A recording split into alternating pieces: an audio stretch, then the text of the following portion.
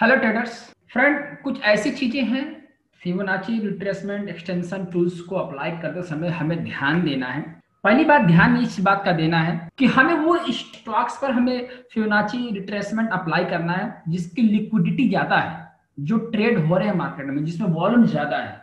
हमें कभी भी ना पेनी स्टॉक्स में अप्लाई नहीं करना है जिसका पर्टिकुलर कोई डेटा नहीं है, जिसका कोई प्रीवियस प्राइस कुछ दिख रहा है, कोई अपर सर्किट लोअर सर्किट लगाया जा रहा है। उस टाइप के स्टॉक्स पर कभी भी फिबोनाची वर्क नहीं करेगा। पेनी स्टॉक्स पर बिल्कुल भी काम नहीं करेगा, ठीक है। कोई भी एक्चुअली कोई भी टेक्निकल एनालिसिस पर काम नहीं करते, ठीक है। और रही बात कि इस समय तो सारे काम कर रहे हैं, तो क्योंकि इस समय इसलिए काम कर रहे हैं क्योंकि इस समय वेब 3 चल रही है, जो मेजर वेब थर्ड है, और वेब थर्ड में सब कुछ चलता है, सब कुछ चलता है और एग्जैक्टली वैसा सब कुछ चल रहा है, ठीक ना। तो आगे से आप ध्यान रखिएगा कि जब वेब फोर्थ स्टार्ट होगी या और वेब फिफ्थ स्टार्ट होगी तो वैसा कुछ नहीं होगा जैसा हम अभी देख रहे हैं। कब तक रहेगा वी डोंट नो, लेकिन जब मेगा बुल रन फिनिश होगा तो कुछ चीजें ऐसी होंगी जो नहीं होंगी, जो वर्क नहीं करेंगे। तो इस चीज को आप ध्यान में रखिएगा कि हमें रिट्रेसमेंट टूल अप्लाई करते वक्त आपको पेनी स्टॉक सर्च नहीं करना, पेनी स्टॉक में अप्लाई नहीं करना है, ठीक है। और प्राइस देखना है, प्राइस अगर 300 से नीचे है तो टाइम फ्रेम अलग रखना है, ठीक है। तो हम आगे बढ़ते हैं और आपको कुछ समझाते हैं। हमें समझना ये है कि चूज करते समय जैसे कोई भी स्टॉक हमने चूज किया तो कौन से टाइम फ्रेम पर चूज करें और कौन सा ट्रेड के लिए अप्लाई करें। तो मैं बहुत बार बता चुका हूं कि जब भी आप कोई भी स्टॉक सर्च कर रहे हैं या फिर मतलब तो उसका टाइम फ्रेम, उसका स्विंग बहुत इंपॉर्टेंट है। जैसे मैंने कोई एक एग्जांपल लिया है बजाज फाइनेंस का, और हमें इंट्राडे ट्रेडिंग करना है। हमें अगर इंट्राडे ट्रेडिंग करना है तो हमारे लिए एक महीने का डेटा, मतलब ये एक महीना का चार्ट है, 1 मंथ का ये चार्ट है। और ओवरलैप हो सकता है, मतलब ओवरलैप में जैसा ऐसा नहीं कि हमने कसम खा रखा कि नहीं वेब 1 दिसंबर का ही होना चाहिए चार्ट। तो आप 5 दिन से लेकर 8 दिन, मतलब 5 days to 8 days ये ओवरलैप का टाइम फ्रेम ले सकते हैं आप। मतलब ओवरलैप टाइम हो सकता है जो आपको एक पर्टिकुलर स्विंग दिखाई दे रहा है, उस स्विंग को लेकर चलना है, वो एक महीने का स्विंग हो। अगर हमें इंट्राडे करना है तो हमें एक महीने का स्विंग हमें लेकर चलना है इंट्राडे के लिए, जैसे कि। और अगर हमें जैसे मान लो जैसे हमें इंट्राडे करना है और हमें ये पता करना है कि अगला ट्रेंड क्या होगा, तो हम जो भी मतलब इसको वो रिट्रेसमेंट एक्सटेंशन कुछ भी लगाएंगे तो हम यहीं से लगाएंगे। ये हमारा सफिशियंट डेटा है अप्लाई करने के लिए। जैसे अब देखो मैं लगा रहा हूँ कि ये बजाज फाइनेंस का अब कहाँ तक जाएगा, तो मैं यहाँ पे लगा देता हूँ। देखो अब तो आप देख रहे हो 100% है, दैट मीन्स ये इंडिकेट कर रहा है कि अब एक्सटेंशन में एंट्री कर रहा है तो ये एक्सटेंशन में जा सकता है, ठीक है। ये तो हमारा रिट्रेसमेंट रहा। अगर अगर हमें वो अप्लाई करना होगा, एक्सपेंशन अप्लाई करना होगा, तो हम इसको यहाँ से लगाएंगे, ठीक है। हम इसको यहाँ से लगाएंगे तो हमारे लिए सफिशियंट है, और ये भी दिख रहा है कि 100% तक जाएगा। और हम इसको दोनों को हम मिला देते हैं तो हमारा ये बन जाएगा, क्लस्टर बन जाएगा। देखो कितना ब्यूटीफुल क्लस्टर बनने को तैयार हो रहा है, ठीक है। तो कहने का मतलब ये है कि आपको जैसे इंट्राडे करना हो तो आपके पास एक महीने का चार्ट होना चाहिए, और आप इसी पर सफिशिएंट डेटा पर आप स्टडी अप्लाई करके आप देख सकते हो। और हमें स्विंग के लिए अप्लाई करना हो, जिससे कि हमें लंबा स्विंग पकड़ के चलना है, तो 3 मंथ्स का डेटा होना चाहिए आपके पास, 3 मंथ्स का चार्ट होना चाहिए।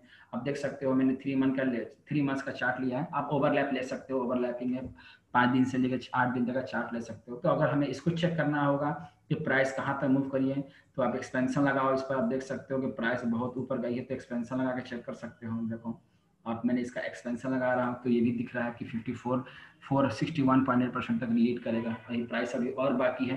तो आगे बढ़ने से पहले मैं आपको बता दूं कि ये सब चीज़ें इलियट वेब के पार्ट्स हैं, और इलियट वेब में ही सबसे सिखाया जाता है एक्सपेंशन, रिट्रेसमेंट और टाइम फ्रेम वगैरह, सब इलियट वेब के ही पार्ट्स हैं। और अगर आपने हमारा चैनल सब्सक्राइब नहीं किया है तो सब्सक्राइब करिए जल्दी से, ताकि आपको सारे अपडेट्स मिलते रहें। मैं आपको बारीकियां बताऊंगा, मैं आपको फिबोनाची रिट्रेसमेंट को फिबो कैसे यूज करना है उसकी बारीकियां हैं। और आप गाइज पूरी की पूरी वीडियोस वॉच किया करो, बहुत कुछ है जो मैं आपको अपना एक्सपीरियंस शेयर करता हूँ, बताता हूँ। पूरी वीडियो वॉच करेंगे तो आपको समझ में आएगा कि मैं क्या कहना चाह रहा हूँ और क्या बता रहा हूँ आपको मैं, ठीक है।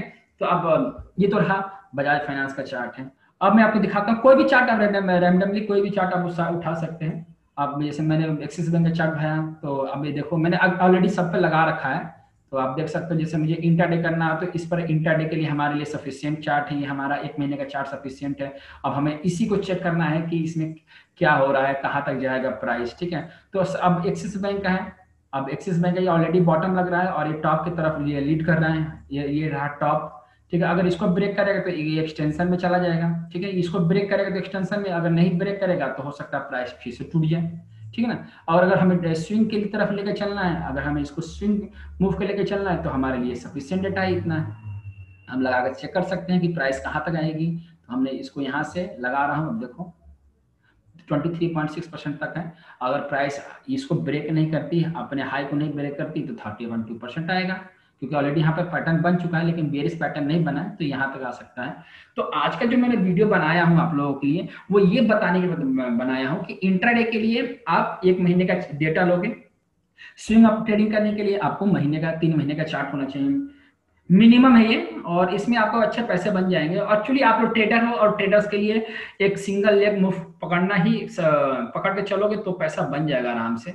और आप देख, जैसे बैंक निफ्टी का चार्ट देख रहे हो, तो ये आपके लिए बैंक निफ्टी, कोई जरूरी नहीं कि आप यहाँ तक पढ़ो क्या हो रहा है, कैसे हो रहा है, कहाँ कितना जाएगा, जाने की जरूरत ही नहीं है। आप इसको लगाओ, आप इसको लगा कर देखो कि कहाँ तक आया है। अब देखो 23.6% नहीं आया, और प्राइस ऊपर जा रही है, ठीक है, जाने दो इसको।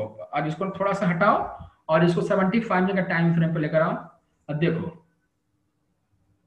कि ये कहां तक गया है प्राइस। अब इसको लगाओ और कहां तक प्राइस ये लीड करेगा, ठीक है ना। अब देखो, ये देखो 127% के बीच में, 100% के बीच में, 100 तोड़ता है तो डाउन 10, 127% तोड़ता है तो 161.8%, ठीक है। तो ये प्राइस था और ये डेटा था बताने के लिए। तो ये रहा आज का वीडियो गाइड्स। हम आज का वीडियो मेन सेशन यही था कि टाइम फ्रेम बताना था आपको कि किस टाइम फ्रेम में क्या अप्लाई करोगे। तो मिलते हैं अगले वीडियो में, तब तक अपना ख्याल रखिए।